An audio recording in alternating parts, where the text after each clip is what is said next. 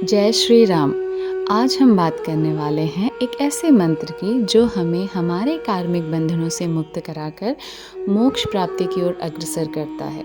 शिव पुराण के अनुसार इस मंत्र के जाप से भगवान शिव तो प्रसन्न होते ही हैं, साथ ही अकाल मृत्यु और असाध्य रोगों से भी मुक्ति मिलती है। जी हाँ, हम बात कर रहे हैं महामृत्युंजय मंत्र की। हम आज न केवल शुद्ध उच्चारण के साथ महामृत्युंजय मंत्र का पाठ करेंगे, बल्कि मंत्र का स्रोत एवं अर्थ भी जानेंगे। साथ ही अंत में उसके महात्म्य और शक्ति से जुड़ी एक कहानी भी सुनेंगे।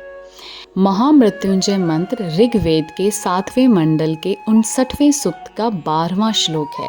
इसका उल्लेख एवं महात्म्य यजुर्वेद, पद्म पुराण और शिव पुराण में भी मिलता है। आइए भक्ति भाव सहित मंत्र का पाठ करते हैं और मंत्र में छिपे अर्थ को समझते हैं।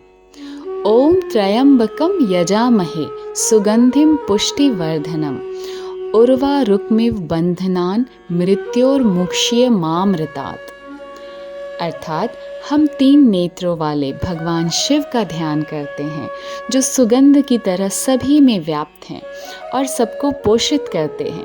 जैसे कि पका हुआ खीरा अपने डंठल से आसानी से अलग हो जाता है, वैसे ही वे रुद्र हमें सांसारिक बंधनों और जन्म मृत्यु के चक्र से मुक्त करें और हमें मोक्ष रूपी अमरता प्रदान करें।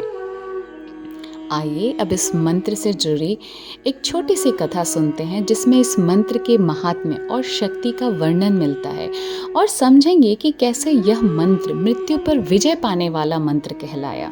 कहा जाता है कि ऋषि मृकंडु और उनकी पत्नी ने संतानहीनता के कारण पुत्र प्राप्ति के लिए घोर तपस्या करके भगवान शिव को प्रसन्न किया। भगवान शिव ने प्रसन्न होकर वरदान स्वरूप उन्हें 2 विकल्पों में से एक चुनने को कहा। विकल्प थे, पहला दीर्घ आयु वाला गुणहीन पुत्र, दूसरा अल्प आयु वाला गुणवान पुत्र। मृकंडु ऋषि ने दूसरे विकल्प का चयन किया और उन्हें मार्कंडेय नाम के अत्यंत गुणवान पुत्र की प्राप्ति हुई, जिसका जीवन काल मात्र 16 वर्ष का था। जब मार्कंडेय जी का जीवन काल पूरा होने वाला था, तब उनके माता पिता को चिंता होने लगी और वे शोक से भर गए। कारण जानने पर मार्कंडेय जी ने माता पिता की आज्ञा लेकर शिवलिंग के सामने तपस्या करना शुरू कर दिया। तय समय पर काल या यमराज उनके प्राण हरने आ पहुँचे।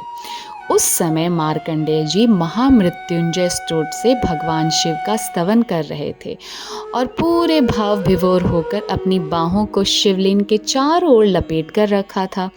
यमराज जी ने बलपूर्वक मार्कंडेय को ग्रासना चाहा, अर्थात उनके प्राण हरने चाहे। ठीक उसी समय शिवलिंग से महादेव प्रकट हुए और काल की छाती पर चरण से प्रहार किया। इस घटना के बाद से ही शिव जी का एक नाम कालांतक भी पड़ा, क्योंकि उन्होंने काल का अंत कर न केवल मार्कंडेय जी के प्राणों की रक्षा की, बल्कि उनकी भक्ति से प्रसन्न होकर उन्हें सदा सर्वदा के लिए काल मुक्त भी कर दिया और अमरता प्रदान की।